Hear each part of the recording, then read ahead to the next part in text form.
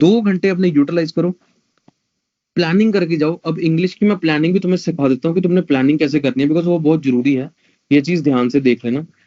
English का paper attempt कैसे करना, हाउ टू अटेम्प्ट बेसिकली अपना अंग्रेजी का पेपर अटेम्प्ट कैसे करें। तो बहुत सिंपल सी चीज है।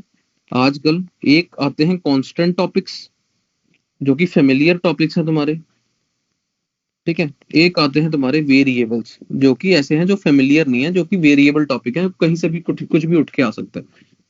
तो सबसे पहला प्रेफरेंस होगी कांस्टेंट फेमिलियर टॉपिक्स को सॉल्व करना, बिकॉज ये तुम्हें ज्यादा परसेंटेज ऑफ मार्क्स देंगे। सिंपल सी चीज है, वेरिएबल्स को ध्यान नहीं देना अभी, पहले कांस्टेंट टॉपिक करने। कांस्टेंट टॉपिक में से मोस्ट सबसे पहले मैं हमेशा यही चीज बोलता हूँ कि सबसे पहले फ्रेश माइंड से ग्रामर सॉल्व कर लो। ग्रामर को, क्योंकि ग्रामर में दिमाग लगाना पड़ता है, स्पॉटिंग एरर ये वो, तो फिर तुम्हारा दिमाग नहीं काम करता। तो सबसे पहले ग्रामर सॉल्व कर लो कांस्टेंट टॉपिक में। ग्रामर की क्वेश्चन करने के बाद जाओ रीडिंग पे, रीडिंग के टॉपिक सॉल्व करके आओ। रीडिंग के टॉपिक में S1 S6 PQRS, ठीक है, और तुम्हारा पैसेज, इनको एक साथ सॉल्व नहीं करना। पर पहले ग्रामर सॉल्व करो, फिर ऐसा पकड़ो कि भैया S1 S6 पकड़ा, उसके बाद कुछ हल्का टॉपिक, कोई लो एफर्ट वाला टॉपिक, फिर PQRS। PQRS तो आसान है, तो PQRS जैसे S1 S6 किया, फिर PQRS कर लिया, ठीक है। फिर उसके बाद ब्रेक ली, इसमें से कोई हल्का सा टॉपिक किया, फिर उसके बाद पैसेज। तो ऐसे करके, तो लास्ट में ये नहीं छोड़ना कभी भी, S1 S6 पैसेज को लास्ट में नहीं छोड़ना कभी भी, स्टार्टिंग में ही अपनी सबसे पहले ग्रामर करो। ग्रामर में अपना दिमाग लगाओ, नंबर तुम मैक्सिमाइज कर लोगे। दूसरे नंबर पे अपनी रीडिंग करो, और रीडिंग के बीच में एक आधा वोकैब का पार्ट कर लो जो तुम्हें फेमिलियर, जिससे तुम फेमिलियर हो, ताकि तुम्हें थोड़ी ब्रेक मिल जाए। फिर उसके बाद न्यू टॉपिक्स करो। ऐसे करके तुमने पेपर अटेम्प्ट करना है, स्टेप बाय स्टेप, 1 2 3। ये तुम्हारा प्रॉपर, तो तुम्हारा जो एग्जाम होगा ना, इसमें ऐसे करके तुम्हारी एनर्जी जानी चाहिए, ठीक है। High energy topics, low energy, high energy, low energy, ये तो कुछ चीजें ऐसी होती हैं जिन पे एफर्ट बहुत लगता है, हाई एफर्ट चीजें होती हैं। तो सबसे पहले ग्रामर कर कर, थोड़ा सा जोश से पेपर करने जा रहे हो, तो ग्रामर कर कर दिमाग लगा के ग्रामर सिक्योर करके रख लो। फिर उसके बाद रीडिंग करो, रीडिंग के बीच में एक आधा वोकैब का टॉपिक पकड़ो।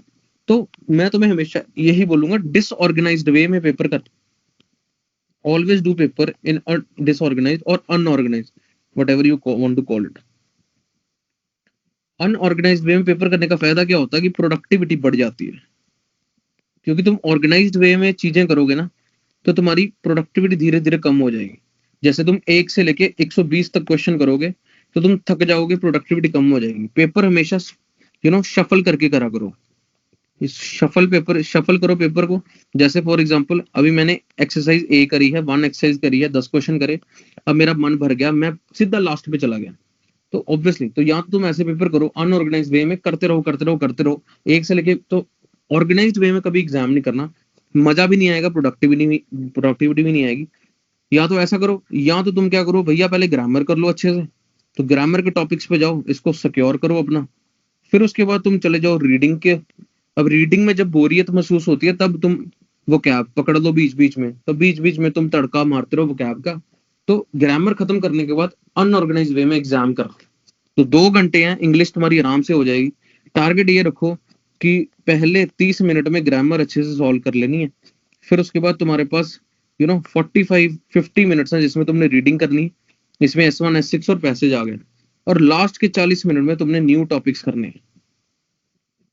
ग्रामर में तुम्हारा आ गया फिल इन, 4 टॉपिक्स आ गए तुम्हारे, fill in the blanks, spotting errors, parts of speech, और प्रेपोजिशन डिटरमाइनर। और ग्रामर का कोई भी मिसलेनियस टॉपिक होगा। सो 30 40 मिनट में ग्रामर करो, ठीक है, 50 मिनट में ये करो, फिर आधा घंटा अपना न्यू टॉपिक्स की तरफ ध्यान दो, क्योंकि उस पर टाइम नहीं लगेगा इतना। तो ऐसे करके तुम टाइम मैनेजमेंट करके अपना काम, क्योंकि बहुत सारे लोग होते हैं जो कि इंग्लिश में टाइम मैनेज, मैं ये सच बात है, मैं खुद मैनेज नहीं कर पाता था पहले। तो टाइम मैनेज नहीं कर पाते इंग्लिश में, क्योंकि हर क्वेश्चन को अच्छे से करना होता है। बहुत सारे लोग होते हैं जिनको जो आता आता, नहीं आता नहीं आता। पर तुम टाइम मैनेज करा करो अपना, मैनेज योर टाइम, ठीक है। तो सबसे पहले कांस्टेंट टॉपिक्स को रगड़ो, उसके बाद वेरिएबल्स की तरफ जाओ, और एक अनऑर्गेनाइज्ड वे में एग्जाम करा करो। मजे से एग्जाम करो, ठीक है, फ्लिप फ्लिप करके एग्जाम करो, शफल शुफल करो, ठीक है। एक 10 क्वेश्चन कर लिए, फिर सीधा बीच में चले गए, वहां से क्वेश्चन कर लिए, फिर सीधा पीछे आ गए, वहां से क्वेश्चन कर लिए। तो अनऑर्गेनाइज्ड वे में अगर तुम अपना एग्जाम करोगे तो वो बहुत ही एक जबरदस्त चीज हो जाएगी। You will be feel very good. ठीक है, बहुत सिंपल सी चीज है। अगर तुम्हें अपना पेपर करना है तो बहुत एक अनऑर्गेनाइज्ड वे में एग्जाम, मैं हमेशा यही प्रोपोगेट करता हूँ, फिर रिपीट कर देता हूँ। आज के समय में अगर तुम्हें एग्जाम टेक्निक सीखनी है, एग्जाम कैसे करना होता है, तो हमेशा अनऑर्गेनाइज्ड वे में एग्जाम करना होता है। बिकॉज अनऑर्गेनाइज्ड वे तुम्हारी प्रोडक्टिविटी को बहुत बढ़ा देगा। बिकॉज एक सरप्राइज एलिमेंट हमेशा तुम्हारे दिमाग में रहेगा, जिससे तुम्हारा अड्रेनलिन जो है वो हाई रहेगा, क्योंकि तुम एक प्रेशर सिचुएशन में हो, और तुम्हारी प्रोडक्टिविटी ऊपर ही रहेगी। बट अगर तुम 1 से लेके 120 तक क्वेश्चन करते हो, या तुम बहुत ऑर्गेनाइज्ड वे में एग्जाम करते हो, बहुत आराम आराम से धीरे धीरे धीरे धीरे प्रेशर में आके एग्जाम करते हो, तब तुम्हारी प्रोडक्टिविटी धीरे धीरे डाउन जाएगी, तुम्हारे नेगेटिव। अब हम बहुत बार नोटिस करते हैं कि जैसे जैसे बहुत सारे लोग होते हैं, हमारा एग्जाम जो है हम कर रहे हैं, वैसे वैसे हमारी प्रोडक्टिविटी धीरे धीरे नीचे नीचे जाने लगती है। स्टार्टिंग में हमारी गलतियां नहीं होती, बाद में जाके हमारी गलतियां होने लग जाती है ना, बहुत बार हमने नोटिस किया। उसका सबसे बड़ा कारण है कि हम बहुत ऑर्गेनाइज्ड वे में एग्जाम कर रहे हैं, हम अपने दिमाग को सरप्राइज नहीं कर रहे, हम अपनी प्रोडक्टिविटी को उजागर नहीं रख रहे, हम अपने अड्रेनलिन को सिक्रीट नहीं करने दे रहे, समझ रहे हो? तो हम अपने आप, हम इमरजेंसी मोड में नहीं है अभी भी। तो इमरजेंसी मोड में अलर्टनेस पे एग्जाम करा करो, दिमाग